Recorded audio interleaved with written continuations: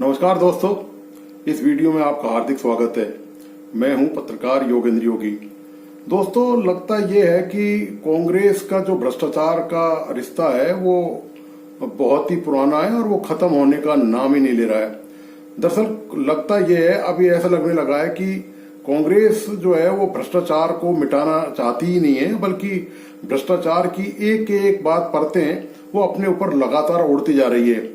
और बावजूद इसके आश्चर्य की जो सर्वाधिक महत्वपूर्ण बात यह है कि कांग्रेस भ्रष्टाचार के कारण ही आज देश के ज्यादातर राज्यों से बाहर है। केंद्र सरकार से पिछले 2 चुनाव केंद्र में हार चुकी है, लोकसभा के चुनाव हार चुकी है और भारतीय जनता पार्टी ने कोई कोर कसर बाकी नहीं छोड़ी कांग्रेस को भ्रष्टाचार के मामले में घेरने में। लोकसभा चुनाव के दौरान भी ये बहुत बड़ा इशू रहा। दोनों लोकसभा चुनाव के दौरान, ये जो लोकसभा चुनाव हुआ है, इससे पिछले वाला जो लोकसभा चुनाव हुआ है और उससे पिछले वाला, यानी कि 3 लगातार लोकसभा चुनाव में भाजपा ने इंडिया गठबंधन के बाकी दलों के साथ साथ कांग्रेस के खिलाफ भ्रष्टाचार को लेकर जबरदस्त आक्रामक तौर पर आप देखिए हमले किए हैं। और आश्चर्य की बात यह कि कांग्रेस इतने ठोकर खाने के बाद कोई भी इंसान, कोई भी संस्थान आसानी से संभल जाता है। लेकिन दोस्तों, लगता यही है कि कांग्रेस ने नहीं सुधरने की कसम खा रखी है। जी हाँ, ताजा मामला, जो नया मामला है वो है कर्नाटक में कांग्रेस की सरकार है। वहां पर कांग्रेस की सरकार का आप आलम देखिए कि जो बेंगलोर विकास प्राधिकरण है उसमें इतना भारी भ्रष्टाचार हुआ और वो भ्रष्टाचार कोई अधिकारियों ने या कोई छोटे नेताओं ने, कांग्रेस के मंत्रियों ने नहीं किया, वो मुख्यमंत्री लेवल पर हुआ। जो सिद्धारमैया हैं, जो पार्टी के मुख्यमंत्री हैं और पार्टी की तरफ से, और कर्नाटक में जो मुख्यमंत्री हैं, उनकी पत्नी ने जो शहरी विकास प्राधिकरण है उनके नाम से 14 प्लॉट आवंटित करा लिए। आप ये देखिए कि इतनी अंधेरगर्दी आपको शायद ही किसी देश के दूसरे राज्यों में मिलेगी, और वो भी खुलेआम, कोई डर नहीं, कोई दबाव नहीं, कोई दहशत नहीं, कोई कानून नहीं, कोई परवाह नहीं। 14 प्लॉट अपने नाम करा लिए। जिस मुद्दे को लेकर जब मामला खुलासा हुआ और इसकी जांच लोकायुक्त द्वारा की गई तो इस मामले में सरकार बैकफुट पर आ गई। आखिरकार ये हुआ कि सिद्धारमैया की पत्नी के नाम जो 14 प्लॉट जो वहां पर आवंटित किए गए थे उनको वापस लौटाया गया। प्राधिकरण को वापस लौटा दिया कि आप ये वापस ले लीजिए। और आश्चर्य की बात देखिए आप, प्राधिकरण ने वो उनको स्वीकार भी कर लिया। लेकिन ये जरूर कहा कि इससे कोई जांच इफेक्ट नहीं होगी। जांच कौन कर रहा है, क्या कर रहा है, ये पता नहीं है।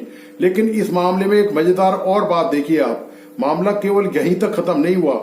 इसके बाद आप देखिए कि जो पार्टी के राष्ट्रीय अध्यक्ष हैं मल्लिकार्जुन खड़गे, उनके परिवार के सदस्य, उनके बेटे के नाम भी प्राधिकरण ने वहां पर जमीन आवंटित कर दी। आप ये देखिए कि कांग्रेस में किस हद तक क्या चीजें हो सकती हैं। जो खड़गे हैं उनके बेटे के नाम वहां पर जमीन आवंटित इसी प्राधिकरण ने वहां पर कर दी। तो जब ये इस मामले का जब खुलासा हुआ चीफ मिनिस्टर की पत्नी के प्लॉट के मामले का, तो खड़गे को ये लगा कि कहीं ऐसा नहीं हो कि ये बड़ा मुद्दा बन जाए और कोई भी कार्यकर्ता इस मामले की जानकारी आरटीआई के जरिए ले ले और अखबारों और मीडिया में ये आ जाए और भाजपा जो है वापस उस कांग्रेस पर हमलावर बन जाए। तो उन्होंने भी वो जमीन वापस कर दी। आप ये देखिए कि ये हालत हद है भ्रष्टाचार की। दोस्तों, ऐसी अंधेर नगरी और जो चौपट राजा वाली कहावत है वो आपने सुनी होगी, लेकिन ऐसी अंधेरगर्दी आपने कहीं नहीं देखी होगी जो लगातार कांग्रेस में देखने को मिल रही है। दोस्तों, कांग्रेस का इतिहास जो है वो भ्रष्टाचार से भरा हुआ है और भ्रष्टाचार की यदि शुरुआत करें, पिछले 10-15 सालों में शुरुआत करें, तो कोई भी एक भी नेता जो बड़ा नेता है और मतलब छोटे नेता हैं, उनसे लेकर पार्टी के, चाहे वो राष्ट्रीय अध्यक्ष हों, चाहे वो सोनिया गांधी की फैमिली का मामला हो या राज्यों के जो मुख्यमंत्री रहे हों, कांग्रेस के शासन के दौरान जो राज्यों में मुख्यमंत्री रहे हों, सब पर कहीं ना कहीं भ्रष्टाचार के संगीन आरोप लगे हुए हैं। आप ये देखिए, राजस्थान में पूर्व मुख्यमंत्री अशोक गहलोत के खिलाफ जो एम्बुलेंस का जो आवंटन का मामला था, 108 जो एम्बुलेंस है, उसमें था कि केंद्र के जो नेता हैं उनको वो एजेंसी आवंटित की गई।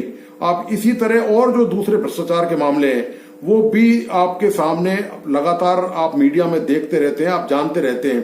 खुद सोनिया गांधी का पूरा परिवार, उनका दामाद भ्रष्टाचारों के आरोपों का सामना कर रहा है, ईडी और सीबीआई की जांच का सामना कर रहा है। उनके दामाद ने, आपको ध्यान होगा कि हरियाणा में जब हुड्डा सरकार थी पहले, तो जमीन आवंटित करा ली और उस जमीन के करोड़ों के भाव हो गए।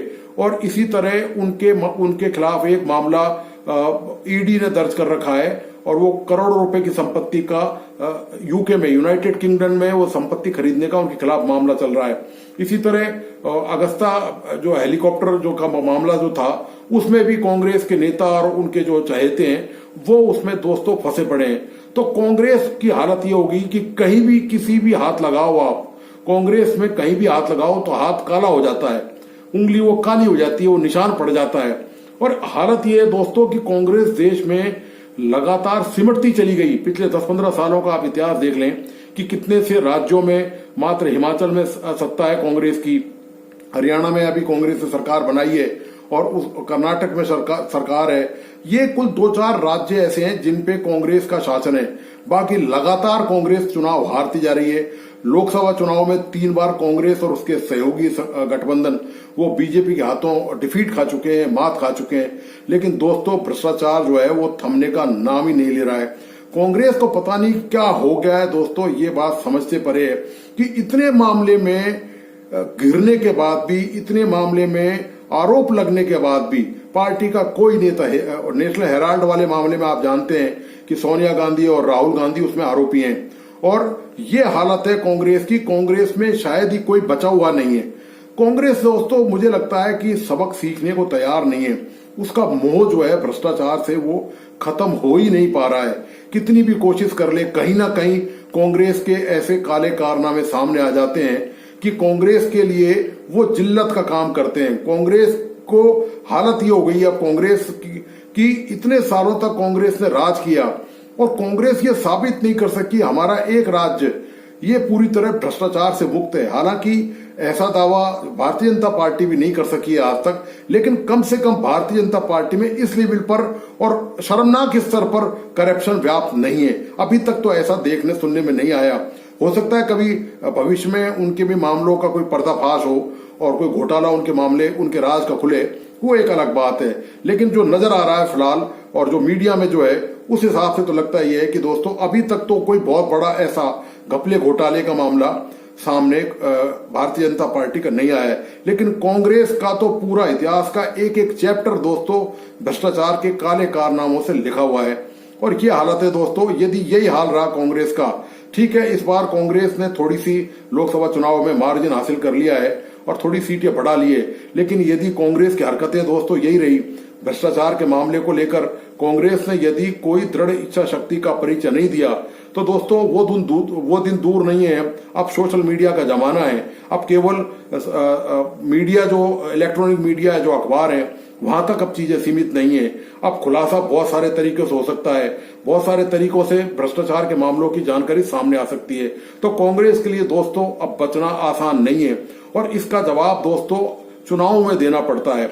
वैसे तो कांग्रेस कुछ भी कर ले, कोई कांग्रेस अपनी अकाउंटेबिलिटी आम लोगों के प्रति, इस देश के प्रति नहीं समझती हो, भ्रष्टाचार को लेकर खास तौर से।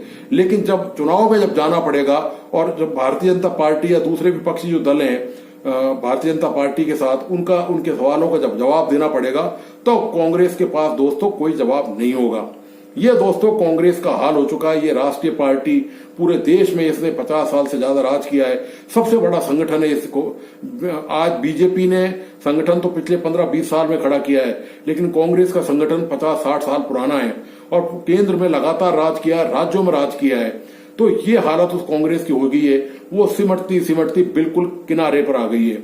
तो कांग्रेस वो दोस्तों जब तक आप निरीक्षण नहीं करेगी और अपने अंदर बदलाव नहीं करेगी, भ्रष्टाचार के प्रति जीरो टॉलरेंस की नीति को नहीं अपनाएगी, तो लगता नहीं है दोस्तों कि आसानी से कांग्रेस पूरे देश में वापस राज कर पाएगी, राज्यों में राज कर पाएगी, सत्ता में उसकी वापसी हो पाएगी।